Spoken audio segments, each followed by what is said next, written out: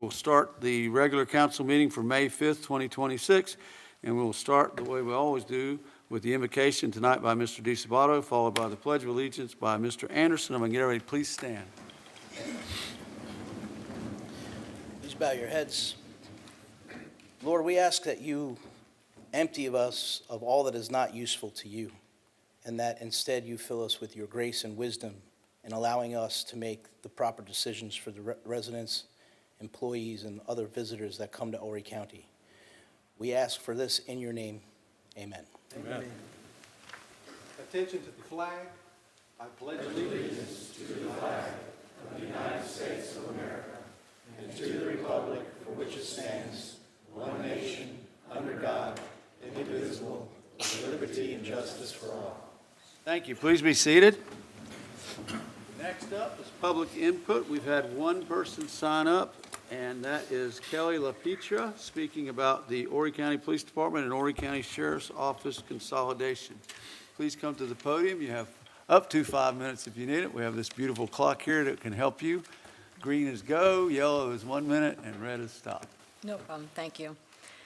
My name is Kelly LaPietra, and I reside in Myrtle Beach. Here's what my research came up with in reference to the merger of the Horry County Sheriff's Department and Horry County Police Department.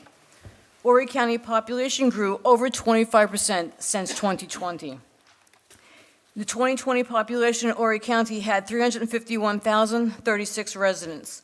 In 2025, it grew to over 470,752 residents, and will increase over the next 5 years to over a projected 1 million residents living in Horry County. Horry County is the fastest growing county in South Carolina.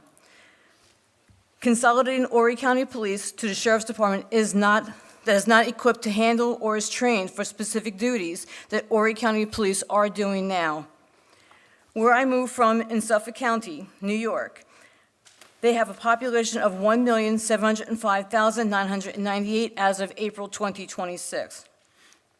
Suffolk County Police have over 2,500 police officers and 8 precincts, with over 600 civilian support staff members. Suffolk County Sheriff's Department has 82 deputy sheriffs, 118 support staff civilians. In Suffolk County, New York, deputy sheriffs do prisoner transports, serving warrants, domestic violence unit, internal affairs for the Sheriff's Department, community relations, pistol license bureau, county court squad, just to name a few. The Horry County Sheriff's deputies are not trained to handle as many cases that Horry County Police are handling at this moment. Horry County police officers have the knowledge and equipment with months of proper training. With Horry County growing at a fast rate and a lot more to come with all the new construction, it would be the worst move to merge departments at this time. Horry County will need a proper, extensive, comprehensive feasibility study that can take 6 months to a year to complete for a proper study, and that will cost close to $100 million for a population of over 440,000 people. To be completed to understand the cost to taxpayers, consolidation of police services, multi-site assessment of consolidation of both departments merging into one, services that will impact the taxpayers, training costs for each officer and deputy sheriff, which will burden the Horry County taxpayers with this exorbitant costs. Also keep in mind that salaries differ from both departments and will be costing taxpayers more and the county more depending on the salary, officer ranking, and tenure of each officer, which may be significantly more than the Horry County deputy sheriffs. Only approximately 1% of people in Horry County have had detrimental issues as to why they favor this merger of both departments. Also keep in mind that 1% of officers are considered the bad seed amongst police officers, while 99% who are employed as Horry County police officers that take their job seriously and are not corrupt. In my opinion, that the Sheriff's Department and the Horry County Police Departments should not be merged. Back in 1998, it was voted down for a merger, and there's no reason to have another vote for a merger. There is absolutely no reason to spend all this taxpayer money on a comprehensive feasibility study for a merger, which will burden every taxpayer in this county with its cost of raising our property taxes. With Horry County growing as fast as it is, there is no reason to merge both departments. Thank you. And I support Horry County Police Department. Thank you for coming out. And that is the only person that signed up for tonight, so we will close public input and move forward. Mr. Tom Anderson, do you have a motion? Mr. Chairman, I'd like to make a motion to reconsider the third reading of ordinance 117-2025. Is there a second? Second. All in favor, say aye. Aye. Any opposed? That passes unanimously. Mr. Anderson, do you have another motion? Mr. Chairman, I would like to make a motion to defer I'd like to make a motion to defer the May 19th meeting, the choices that we made then. Okay, we have a motion to defer ordinance 117-2025 to the May 19th meeting. Is there a second? All in favor, say aye. Any opposed? None. That is deferred. We'll move forward to the approval of the agenda contents. I'll let everybody know that paragraph number 3, ordinance 25-2026 will be taken off of consent and dealt with when we get to ordinances. Anything else from anybody? I'll entertain a motion to approve as amended. So moved. Second. All in favor, aye. Aye. That passes. Next up is the approval of the minutes for the regular meeting, April 21st, 2026, the spring budget retreat, April 1st, 2026, council workshop, SWA landfill expansion, April 21st, 2026. Is there a motion? So moved. Second. All in favor, aye. Aye. That passes unanimously. The consent agenda as amended, is there a motion? Second. All in favor, aye. Aye. That passes unanimously. We're going to move on down to presentations and resolutions. The first one is Resolution R 46-2026 to recognize the successful implementation of the new public safety technology upgrades. Is there a motion? So moved. Second, we will now turn it over to Ms. Renee Hardwick. Thank you, Mr. Chairman and Council. We're going to present quite a few awards tonight, but I want us to think about that this took over 5 years to bring to fruition, and 14 agencies and departments across the county. It wasn't just a county project, it was across the county. And a lot of man hours went into this, and women hours. So I appreciate your indulgence in letting us recognize these folks that have worked very, very hard. And there are a lot of them in the audience, and some unfortunately could not make it. And we do appreciate your time. Thank you. This is very important, and we are happy to be here. So we're going to start with Aner Police Department Chief Elvis and Tyler Westcott. I don't believe any of them are present. And now I'm throwing things. Thank you, Mary. You're welcome. Briarcliff Police Department Chief Lamparter. He is unable to attend also, unless I missed him. So.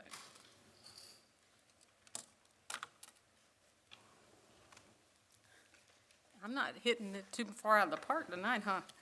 Chief Prozan from Conway Fire Department.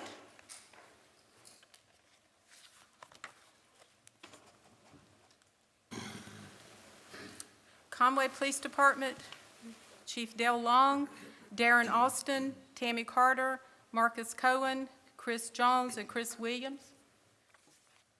Maybe I'm competing with something.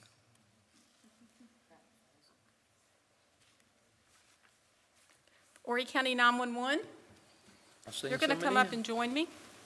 I finally got somebody. They better show up, right? Hadn't they? So we have Director Lori Woods, newly minted Deputy Director Donna Allen, CAD Specialist Paula Arvidsson, CAD Specialist Kim Ryder, Chrissy Tompkins, and Daniel Wright, who were unable to join us. These folks have worked countless hours and continue to work on the system, and we appreciate them.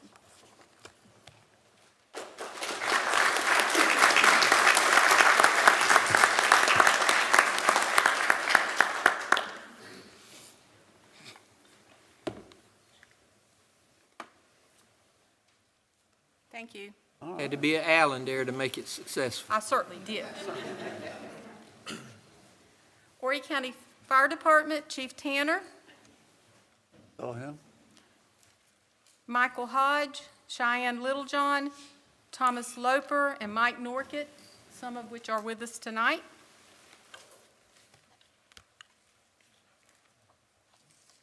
Thank you, Mary. Where's the awards? Thank you. We appreciate all the hours.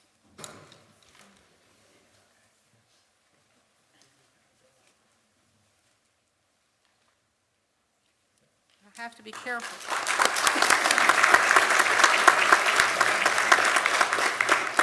And you will also notice that all of this is not public safety, because Horry County IT and GIS put a lot of effort into this project as well.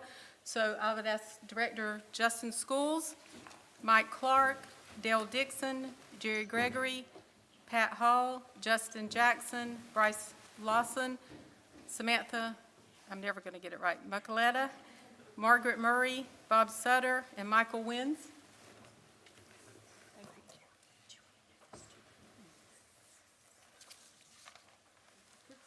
going to give you these two. Sorry, Sam, we're back in there.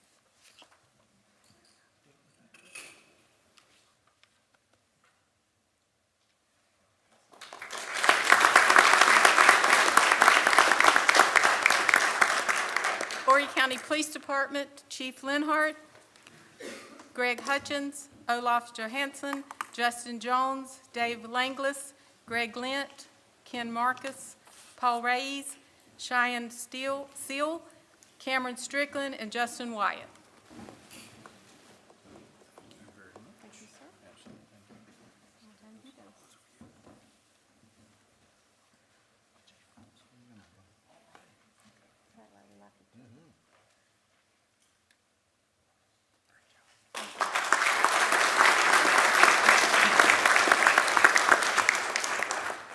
Horry County Sheriff's Department, Deputy Chief Tom Fox, Kim Costa, Chris Graham, Melissa Goins, Catherine Hudson, Sharon Miles, Marcus Rhodes, Susan Safford, Sherry Smith, Eddie Stapleton, Christina Solomon, Gerald Woodward. There you are.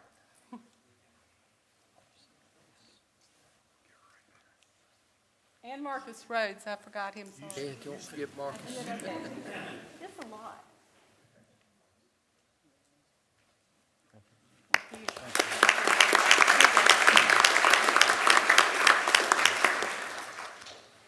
Horry County Solicitor's Office, So Ms. Floyd.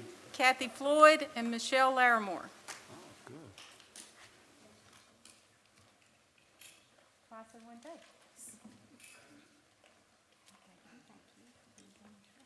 Thank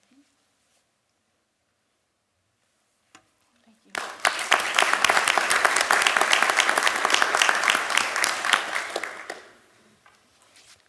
Loris Fire Department.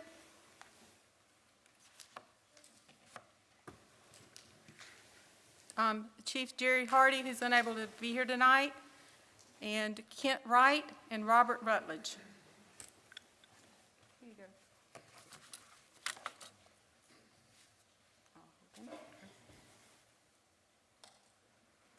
Thank you, Robert.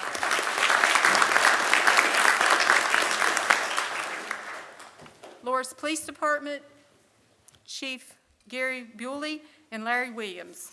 Weren't able to be here tonight. I keep looking like they're going to show up. North Myrtle Beach Fire Department, Chief Billy Floyd.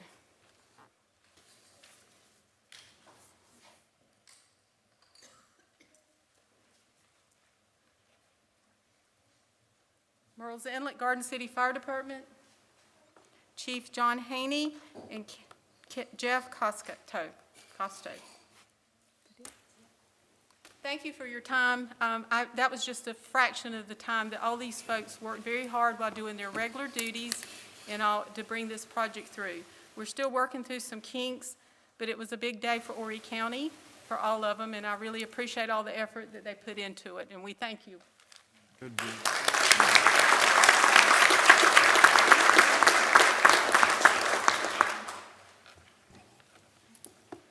All in favor, aye? Aye. That passes. Next up is Resolution R 2026, proclaiming the week of May 16th through the 22nd of 2026 as National Safe Boating Week. We're going to recognize Jeff Pino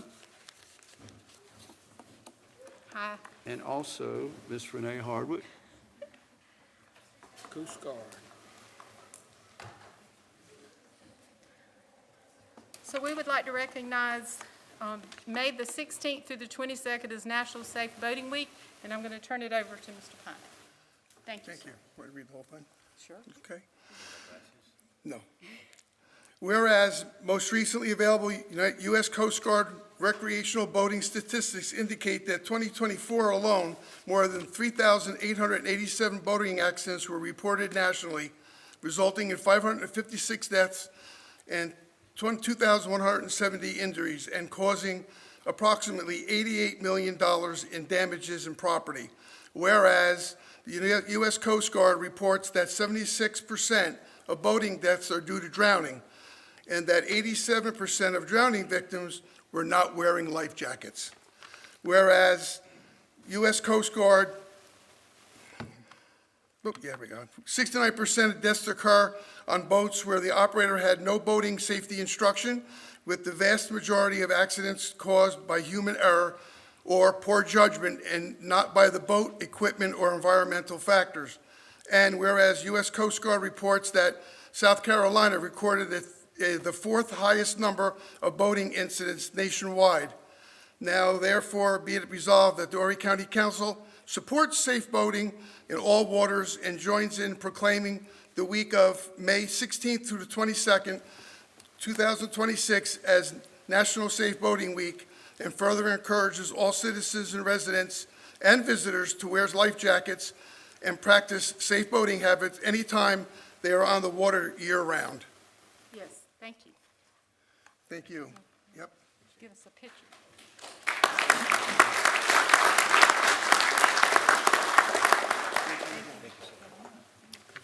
Thank you. All in favor, aye? Aye. That passes unanimously. Next up is, there's no motion? Oh, that's right. Thank you. Okay, next up is Resolution R 2026, designating May 17th through the 23rd, 2026 as Emergency Medical Services Week. Also, Ms. Renee Hardwick and Chief Tanner. It's my night for awards. Thank you so much. No, thank you. I'm going to let Chief Tanner speak. Council, thank you so much for recognizing this important week for us every year.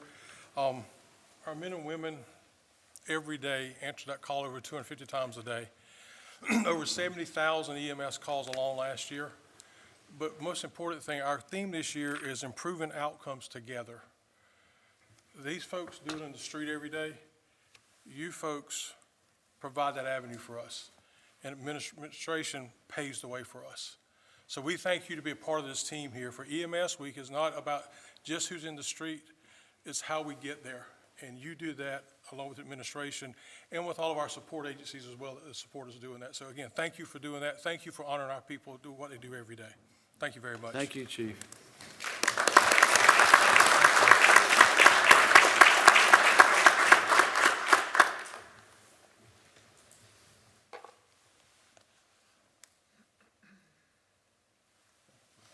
Thank you. Thank you, guys. All right.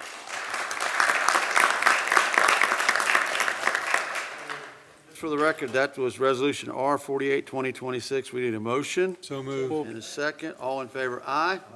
That passes unanimously. We'll go back to, just from housekeeping, R 47-2026. For the record, we need a motion for that. Move. A second.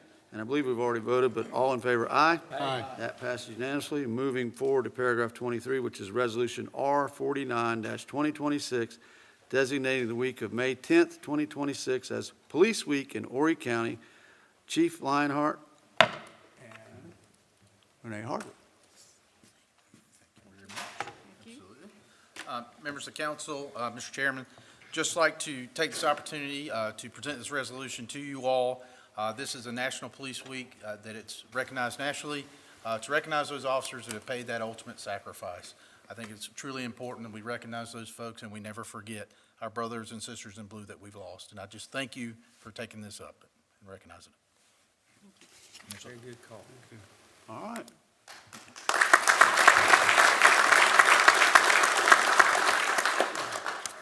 Motion on that one? So moved. A second. And all in favor? Aye? Aye. That passes unanimously.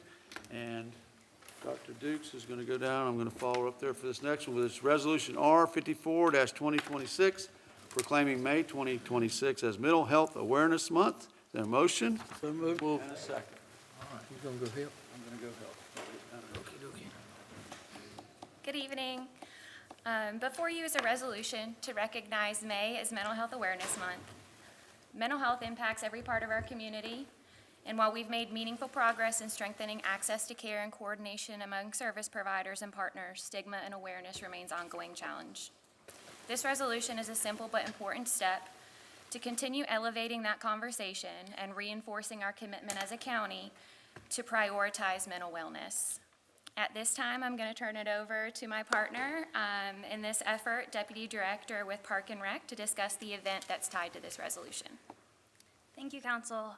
We are excited and we are blessed to be able to collaborate with the Behavioral Services Department to offer a mental wellness walk at Vereen Memorial Garden on May 15th at 10 a.m. That will provide resources for those who need it. And so we invite everybody. Invitations are at the door as well. And so we are just super excited and super blessed to be able to collaborate with the Behavioral Services Department.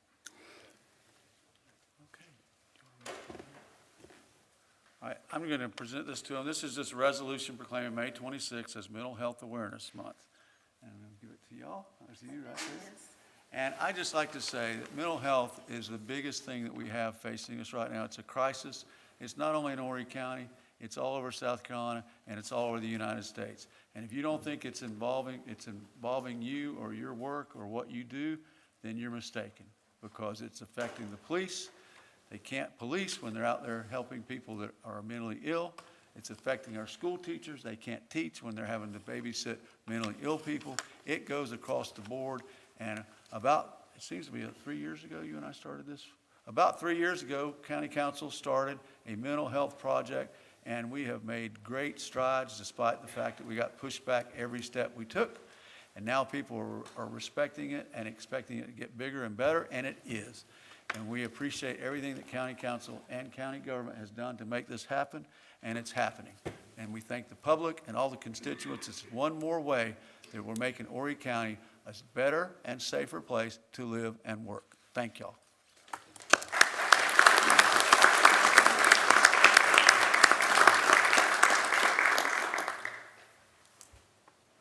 All right, thank you. So, we need a motion on that. And a second. Second. All in favor, aye? Aye. And while I'm here, we're going to go right into Resolution R 55-2026, designating May 17 through 23, 2026 as National Public Works Week. Is there a motion? So moved. Second, we'll recognize David Gilreath and Randy Plummer. Thank you, Mr. Chairman. If you didn't realize, we were almost out of weeks in May. So we're gonna take the last one. The folks coming up here, I'm not gonna read this resolution, but the folks coming up here are part of your public works, your stormwater, building maintenance, fleet, and engineering. They are the people that don't like to be on camera. They don't like to be out in front of people, but they do like doing what they do, and they do it very well. And I wanted to take this, we all want to take this opportunity to thank them for what they do. If you're here today, you're here because of the services that these folks provide. And they provide it 24/7, 365 days a year. There's not a time that they're not on call or on duty or doing something that makes all of our lives better. It's an honor to work with them, and I want to thank them all. Y'all want to say anything? So, anyway, turn around and let them take the picture.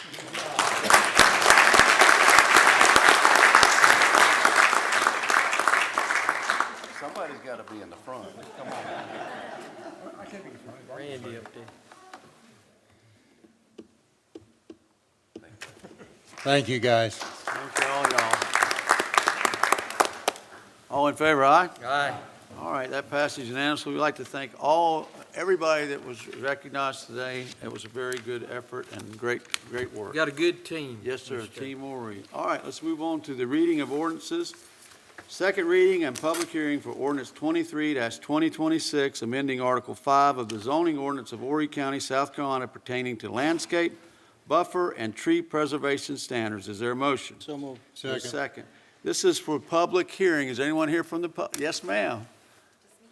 Yes, ma'am. Please come up here. I haven't seen you in a while, but you know all the rules, and you don't have to take the whole 5 minutes, but you can if you want to. All right. Well, thank you so much, Chairman and Council and County Government staff. My name is April O'Leary. I live in Conway, South Carolina, and I'm the founder and president of Horry County Rising. And I'm here tonight just to extend a heartfelt acknowledgement due to the County Council and the staff and their dedication and hard work in bringing this amendment to fruition after 5 years of advocacy and deliberation. The commitment to enhancing flood resilience reflects a proactive stance towards community safety, and we are very appreciative of that. The newly amended law is an important step toward preserving natural flood control in Horry. As a family who's flooded, that's really important to me. The key components of this amended law mandates a natural undisturbed wetland buffer of at least 15 feet around the perimeter of all wetlands. It also requires that the wetlands be platted in open space and in common areas for all residential projects. The law emphasizes the preservation of existing trees and vegetation, which play a vital role in absorbing water and preserving runoff. It also includes credits for preserving protected trees. If trees are removed, there's mitigation measures that are required to preserve the natural ability to manage flooding. And new plantings must meet different standards, which is essential for maintaining healthy wetlands and buffers against flooding. So while this initial measure is a really great groundwork for future improvements, we do hope to build on the law and expand the width of the wetland buffer. By expanding the buffer, we can significantly enhance our ability to absorb excess water during heavy rainfall events. We can also further reduce flooding risks and increase our natural flood storage capacity of the area. We can also promote water absorption, slow runoff, increase storage capacity, control erosion, and by expanding the buffer, we're going to bolster the wetlands' effectiveness in managing excess water during these really intense storms that we experience. That proactive approach is not only to protect our communities during natural disasters, but it also strengthens our commitment to public safety for future generations. I was going to end there, but I do want to just acknowledge a couple of things that this council and the county government has done since 2021 that has implemented several flood protection measures. The first is the flood relocation program. They secured nearly $15.6 million in federal funding, with over $13 million going to relocate homeowners that are repeatedly flooding in Saukesty, providing safer living conditions. Number two, investments. Thank you to the infrastructure. Investments have been made to stormwater infrastructure management systems, including providing better drainage and retention ponds to handle excess water, and also producing a berm to protect communities that are vulnerable, like Bucksport. The higher elevation standards, which is the stricter elevation requirements for new construction in flood-prone areas, help reduce that vulnerability as well. We're also compliant with FEMA. Those elevation standards align with FEMA guidelines and minimize flood risk and help property owners be eligible for lower insurance premiums. We also updated our flood maps, and maps were revised to actually reflect actual risk. And we use the best available data to do that and helping to identify our most vulnerable areas. Also, measures for low-impact development were introduced and adopted, reducing impervious surfaces and promoting natural water absorption and minimizing runoff. The county has also done community education programs and raised awareness about flood risk and mitigation strategies through workshops, informational sessions, fostering informed decision-making, and even adopted a website called Map Your Move, so folks moving and living in Horry can look at where we've been vulnerable with flood events in the past. We've also improved our strategies to develop more timely evacuations and support during flood events by collaborating with more local agencies. And finally, we improved our CRS rating. The county enhanced our CRS rating, yielding an estimate annual savings of $1.2 million in flood insurance premiums for residents, demonstrating the effectiveness of proactive floodplain management. These efforts, in addition to this new law taken by the council and the county government, reflect a comprehensive approach to flood management through relocation, infrastructure improvements, education, emergency preparedness, and best practice with floodplain management. And while significant progress has been made, ongoing efforts are essential to further enhance our resilience and meet the needs of those that are affected in our community.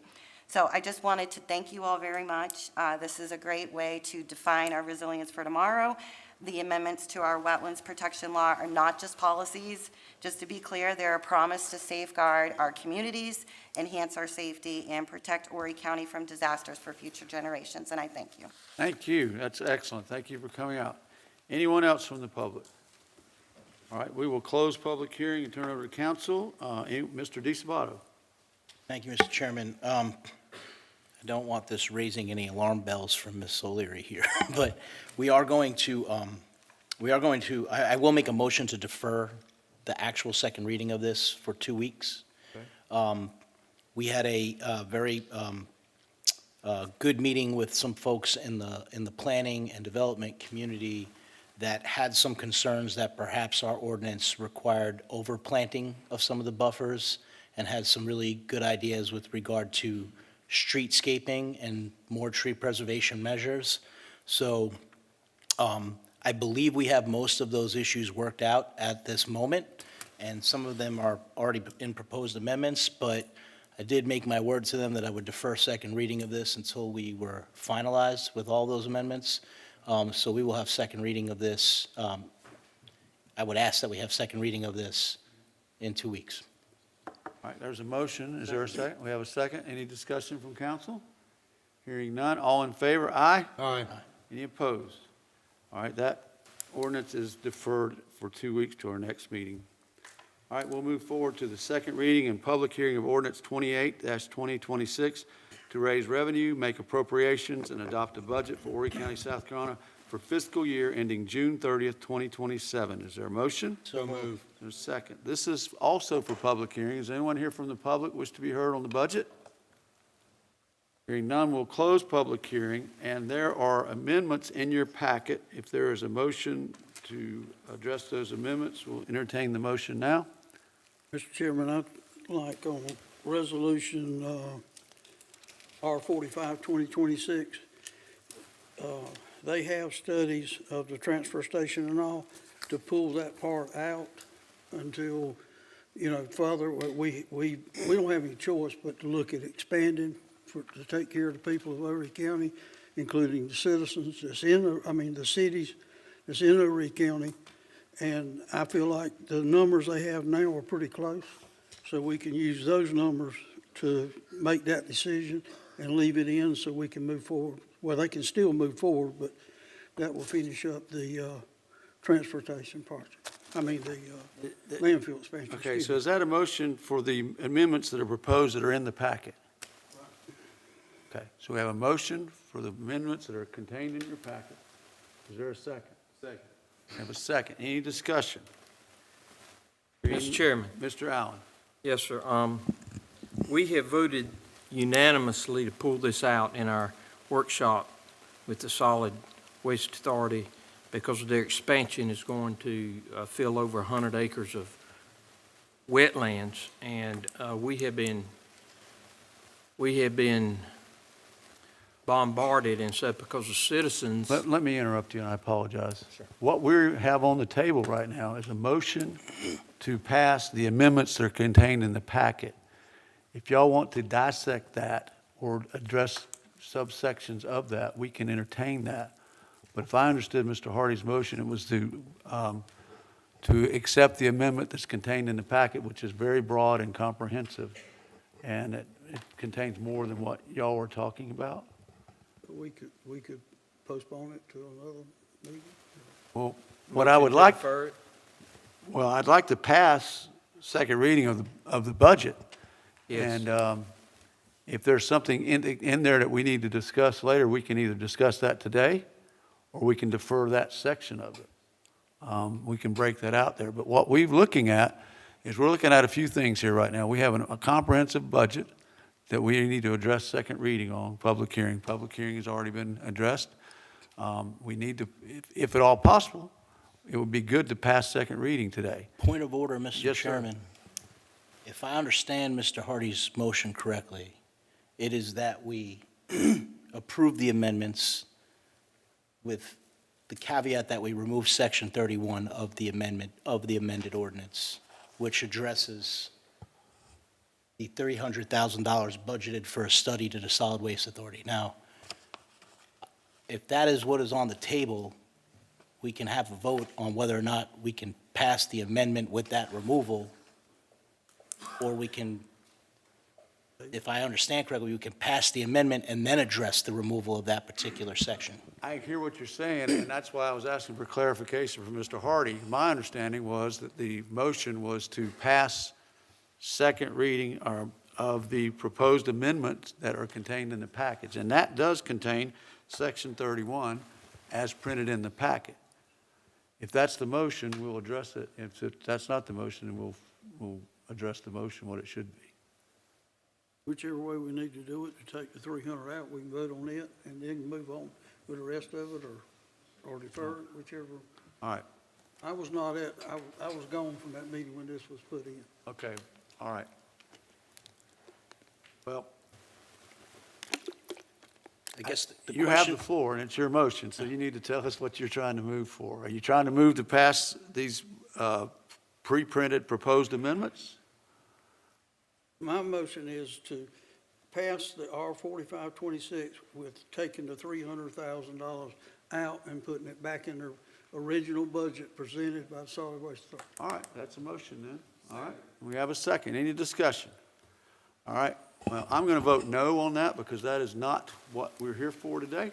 If we want to address Section 31 later at another date, we can do that. So let's vote on the big board. wait, point of order. Are we voting on We're voting on the second amendments reading of- as they've been presented, or are we voting on the amendments with the removal of Section 31? Because that is a, His motion is to vote on the proposed amendments that are in the packet, saving Section 31. It wants to delete the section of Section 31 that addresses the so a no $300,000. vote is a no against the amended The version. no vote is a no on the amendments. Okay. This is for the amendments right now, and it's, so I vote no.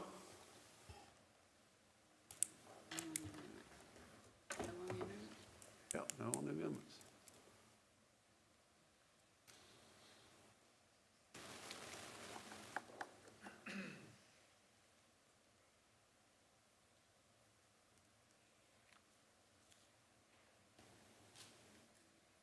Okay. So the amendments for the budget fails 4-8, the amendments being amended to reflect the $300,000 in Section 31. That amendment, that motion to amend fails. I'll entertain another motion if we want to pass the proposed amendments as they are reflected in the packet. I'll make a motion that we pass the amendments as presented, Mr. Second. Chairman. In the packet. Yes. Yes, sir. And we have a second. Any further discussion? Hearing none, we'll vote on the big board for the amendments as presented in the packet, and I vote yes.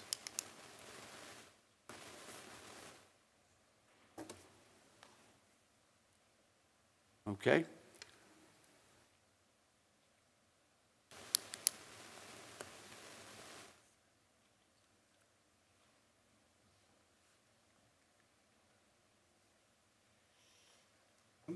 All right, we have 11 votes. I'm good, just like it is. All right, so we have 11 votes yes and one, okay. All right, so are there any additional amendments, Mr. Causey? Yes, sir. Thank you, Mr. Chairman. I would like to make a motion that we increase our volunteers' pay to $5, increase it by $5 per call. Second. Any discussion on the volunteer fireman's pay increased by $5? Hearing none, all in favor? Aye. Aye. Any opposed? None. All right, that amendment passes. Any additional amendments for the budget? Mr. DeSabato?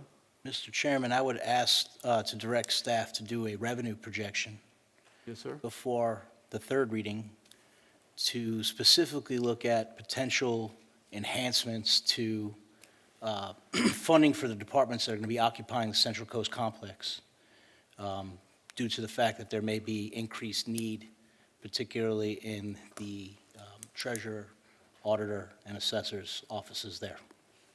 That's excellent. I don't know that that needs to be done in the form of a motion. I don't believe it does. I think we can, as part of this comprehensive budget, second reading, I think we can do that direction, and we'll address that in 2 weeks as well. Okay. Thank you. Let's go back to the original motion as amended twice. All in favor? Aye? Aye. Any opposed? No. One, okay. All right, so that passes. And we'll move on to the next ordinance, which is second reading and public hearing of ordinance 30-2026 pursuant to the South Carolina Development Impact Fee Act Code of Laws of South Carolina 1976 as amended. Title VI, Article 9, Chapter 1, Horry County, South Carolina, is authorized to impose reasonable development impact fees for systems necessitated by new development. Is there a motion? So moved. Second. Also, this is scheduled for public hearing. Anyone from the public wish to be heard? Hearing none, we will close public hearing, and we need to address the options that we have, so I would entertain a motion to amend regarding one of the 4 options. Make a motion to approve the pink column. We have a motion to approve the pink column that's in your paperwork. Is there a second? Second. I have a second. Any further discussion? All in favor of the amendment? Chairman? Yes, sir. I do have, I did not have the benefit of really discussing this prior to coming in here today, but I would be remiss if I didn't mention that option C does offer us a opportunity to keep costs low on the more affordable housing levels. And since we are making such a push to address the affordability of housing in this market, we may want to consider option C. It doesn't have that much difference of an impact on the commercial demands, but does offer a significant decrease in impacts charged on lower cost housing, which is something that I do think we should consider. All right. Any further discussion on this from anyone else? All right, so I believe that we have a motion and a second on the pink column. We could vote on that, and if it doesn't pass, we could consider the motion for option C, since the first motion was on the pink column. I think procedurally, that's what we'd have to do if that's. Procedurally, Mr. Chairman, is this a separate issue from our annual budget, David? Yes, sir. So depending on the option chosen tonight, the budget will be presented for third reading with that built into the budget. So which you will amend the budget. require some direction on this particular ordinance before you can Yes, sir. complete your work on the budget. Yes, sir. And that will, What would happen were we to pass this and then come back and determine that one of the other options was a better? We can amend it, just like. But that would have, amend it. how significant of an impact would that have on your ability to determine revenue projections and things of that nature, Mr. Spivey? Or James, or Shannon, or Jamie, whoever wants to answer that question, I guess. I would say in the first year, there is some difference, but it's not a material difference. The difference really occurs over time. in So that if we respect. pass this, as Tyler suggested here today, we can take it up again for, not reconsideration, but would we be able to take it up again in the following budget cycle? Yes, I think any time the council would desire to consider any adjustment, so long as it's within the confines of the study that's been approved, that would be at your pleasure. What impact would it have if we decided to defer the second reading of this for another 2 weeks to just look at that other option a little bit more closely?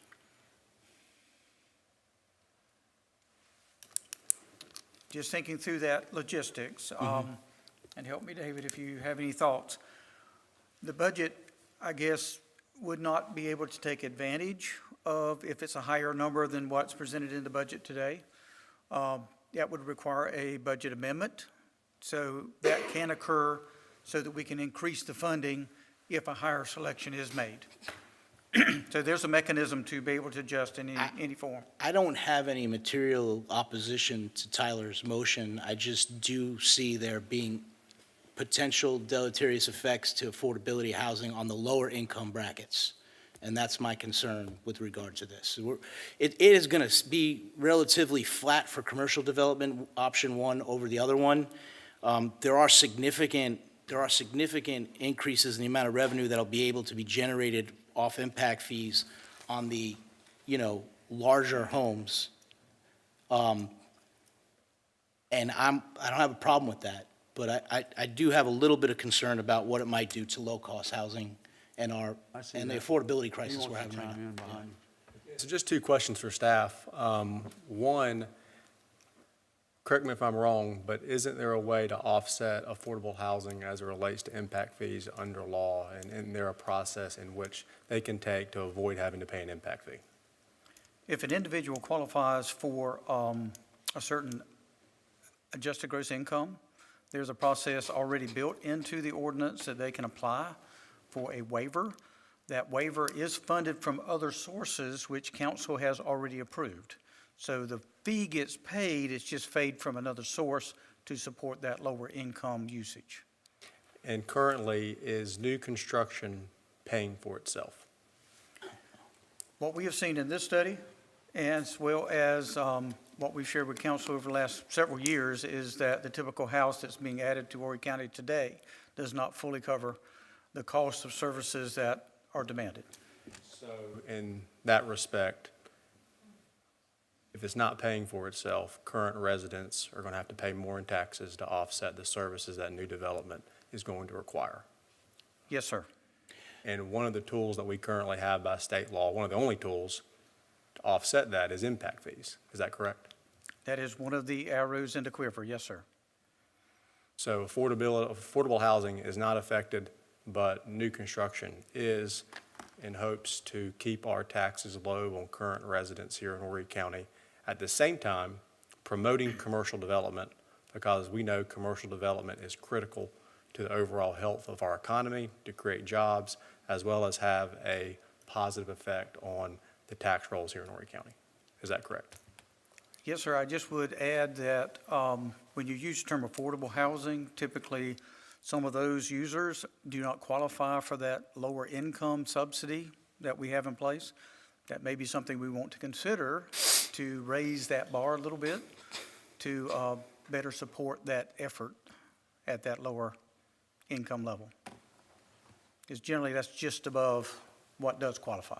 And maybe that would be a good thing to bring back to admin so we can look at that as we Yes, move sir. forward through the impact fees. I just think it's important to keep taxes low in Horry County, especially on 4% primary residents, because that's an affordability problem too. So if you are a new home buyer, you're paying the purchase price of your house once, but you're paying taxes for the rest of our lives, unfortunately. Yes, sir. And so we need to keep taxes low. Thank you. I want to follow up Tyler's question. I don't disagree with a single word he said. The heartburn I'm having from this is when I'm looking at option C and I'm looking at the residential per demand unit of, 1,500 and less, I'm seeing a significant difference in the amounts that are being charged per unit on those two sub-brackets alone, okay? One to the tune of $700. Now, and one to the tune of almost $350.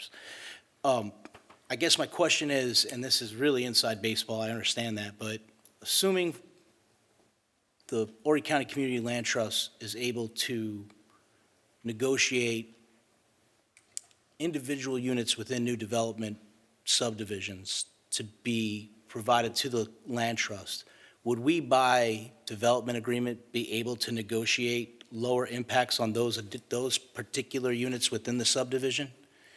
Because that would be one way to address this. So long as we have another revenue source that we can fund that with, then yes, we can make allowances for that not to have either a lower cost or to have no cost in that respect. But we do have to fund that from an alternate source. Council currently has that money set aside. You may remember that there is our tax sale that our treasurer does on an annual basis by state law. There is some monies left over on a periodic basis that after 4 years or 5 years, if it's not claimed, that is the money that we've set aside to support our workforce housing and the credit for this program. Okay. I'll support Tyler's motion in light of the fact that we will have some flexibility to either come back and revisit it at a later date or address these issues on an individual basis as we start to develop more workforce housing in the county. Yes, So, sir. thank you, Mr. Chairman. Yes, sir, thank you. Anybody else want to discuss this? Okay, all in favor? Aye? Aye. All right, that passes unanimously. Next up is second reading and public hearing of ordinance 32-2026, approving and authorizing the county administrator to execute a lease agreement with the South Carolina Department of Natural Resources for certain county-owned office space at the old Ainer Fire Station. Motion? So moved. Second. Public hearing. Anyone from the public wish to be heard? Hearing none, we'll close public hearing. Anyone from council? Hearing none, all in favor, aye? Aye. That passes unanimously. Next up, second reading and public hearing of ordinance 33-2026, approving and authorizing the county administrator to execute lease agreements with TVPX Trust, Falcon Flight Academy, Blue Horizon Aviation, and Leadership in Flight Training Academy for space within the general aviation terminal buildings at Myrtle Beach International Airport and Grand Strand Airport. Is there a motion? So moved. Second. Anyone from the public? Hearing none. Anyone from council? Hearing none. All in favor, aye? Aye. Ayes have it. Next is second reading and public hearing on the following ordinances to approve the request to amend the official zoning maps. First up is ordinance 40-2026, Bridie Cartret Johnson. Mr. Hardy. So moved, Mr. Chairman. Second. Anyone from the public wish to be heard? Hearing none. Anyone from council? Hearing none. All in favor, aye? Aye. The ayes have it. Next up is ordinance 41-2026, Susie Talbot, Agent Mickey D. Tyler. Mr. Hardy. So moved, Mr. Chairman. Second. Anyone from the public? Hearing none. Anyone from council? Hearing none. All in favor, aye? Aye. That passes unanimously. Next up, Mr. Causey, is ordinance 42-2026, Cody Michael Sams. So moved, Mr. Chairman. Anyone from the public? Yes, ma'am. Come to the podium and tell us your name.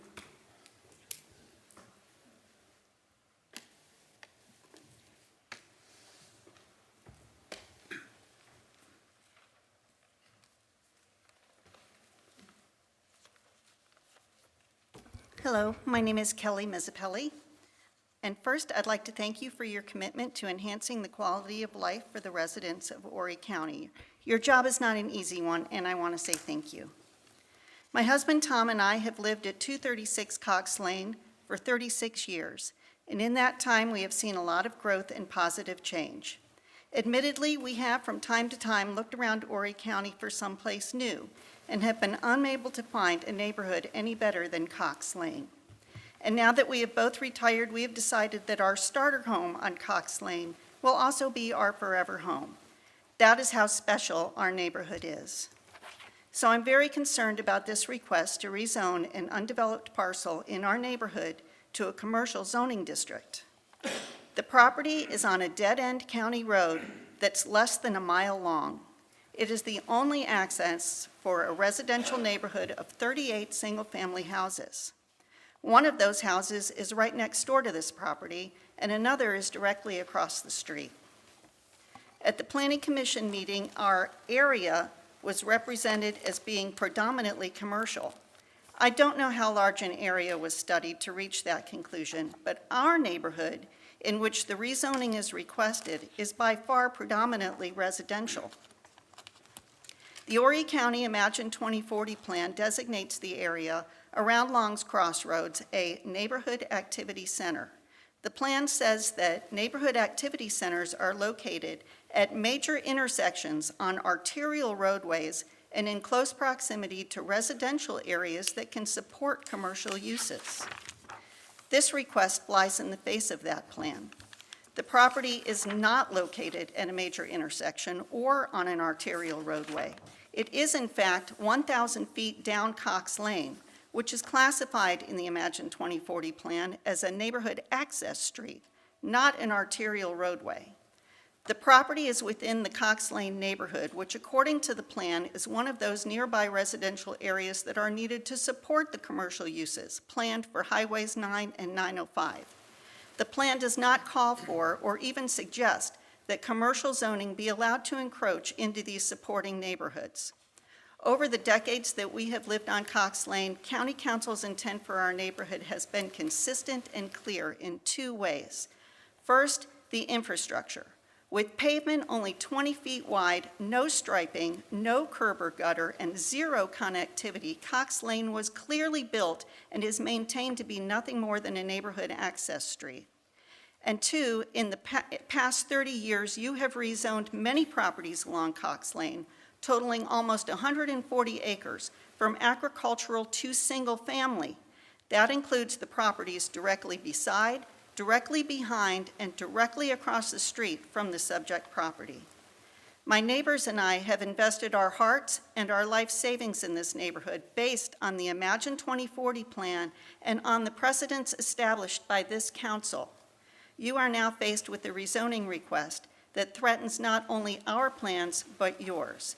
Please don't change course on us now. Thank you. Thank you, ma'am. Thank you for coming out. Anyone else? Mr. Causey. Mr. Causey? All these people? Do they know we're going to vote it down? Thank you, Chairman and Council. My name is Cody Sams. I live at 139 Cox Lane, right next door to the property I'm trying to get rezoned. Didn't really write anything today. I just wanted to come here and voice my opinion on the matter as far as the rezoning. The main reason why I'm trying to rezone the piece of property is I work at Ford now. I've been with them for almost 10 years.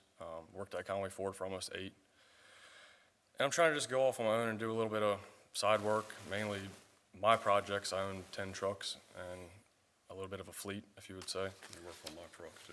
I work on family, friends, all that good stuff. And I'm trying to just create an area for myself to do that professionally in a way and go about it the right way, not just put a shop up and start trying to work out of it. From what I've researched, this is the best way of going about doing it. So I'm trying to do it the right way, and I hope y'all can understand that and hear my side of the story. There's also commercial businesses adjacent to you and across the street. There's a house moving business adjacent to him. There's a peach orchard next to him. Then the gas station caddy corner. So I do appreciate y'all taking this into consideration, and I hope we can come to an agreement. Thank y'all. Thank you. Thank you, sir.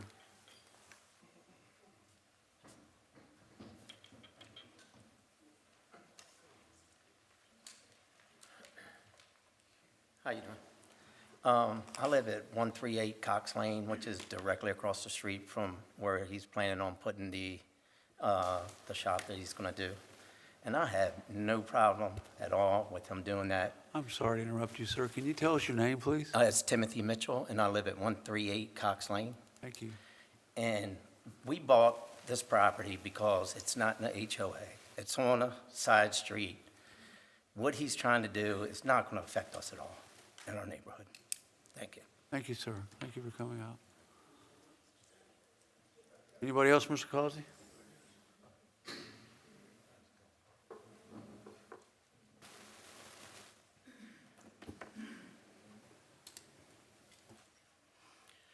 My name is Rennie Malone. I live directly across the street at 130 Cox Lane from what's going to go on. Excuse me. At the planning board meeting, we made everything to the planning board about how the traffic was going to be affected by, he's a diesel mechanic, and we know he wants to start a garage. And he's not just going to work on little toys. He's going to work on the big stuff as well. And it's going to be directly, I mean directly at my driveway to get to his place. We know he's got a dream that he wants to get the garage going so he can support his family. And we understand that. I don't think it's in the area that he should be doing it right across the street from us in a beautiful residential area.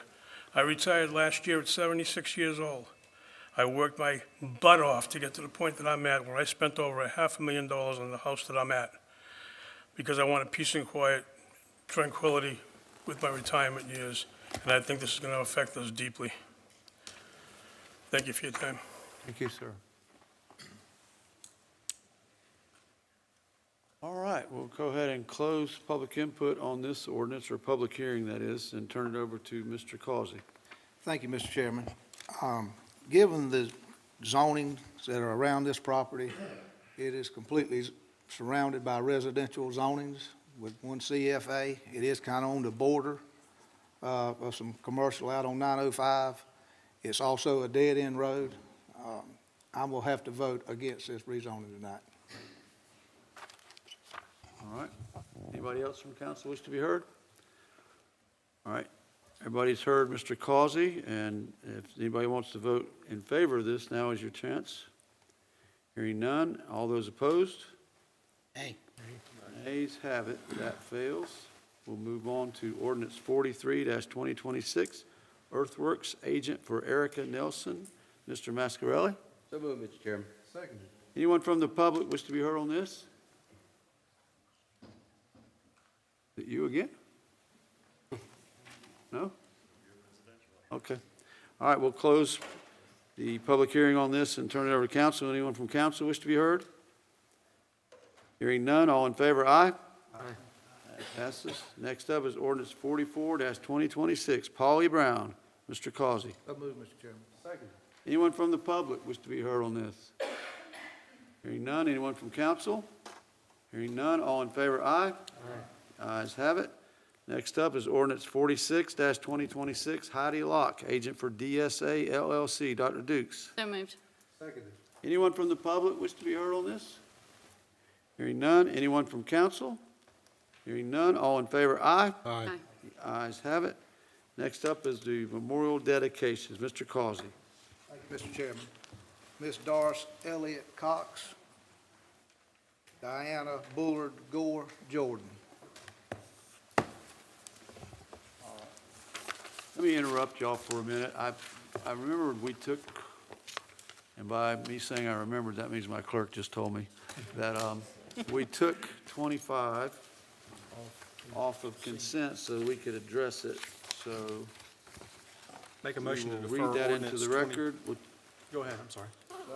I'm just going to read it into the record. 25-2026, amending Article 8, Section 809 of the zoning ordinance of Horry County pertaining to the Highway 17 Business South Overlay. Mr. Servant. Make a motion to defer. Seconded. All in favor, aye? Aye. That ordinance is deferred. And that takes care of all of our ordinances, and I apologize for interrupting the memorial dedications. Mr. Causey, did we hear from you? Yes, sir. You got mine. Anderson? Tanner Thompson. Thank you. Mr. Crawford? Mr. Randy Sinclair. Thank you, sir. Anyone else? All right, thank you. We will honor these individuals by adjourning the meeting in their memory. Next is the upcoming meetings. They're listed on the agenda, but please pay attention to the social media and the Horry County website because sometimes they do change. We do have an executive session tonight to receive legal advice, where the legal advice relates to pending, threatened, or potential claims or other matters covered by the attorney-client privilege. If we have a motion to do that. So moved. All in favor, aye? Aye. We're going into executive session now.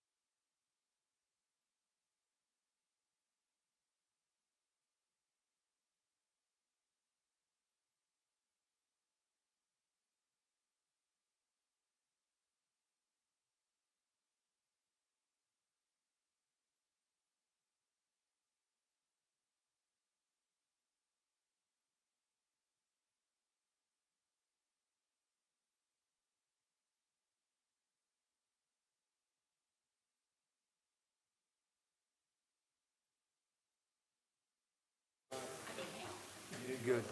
Thank you. While in executive session, council engaged in the receipt of legal advice relating to pending and threatened litigation. While in executive session, no decisions were made and no votes were taken. That concludes the business of the county for tonight. Motion to adjourn.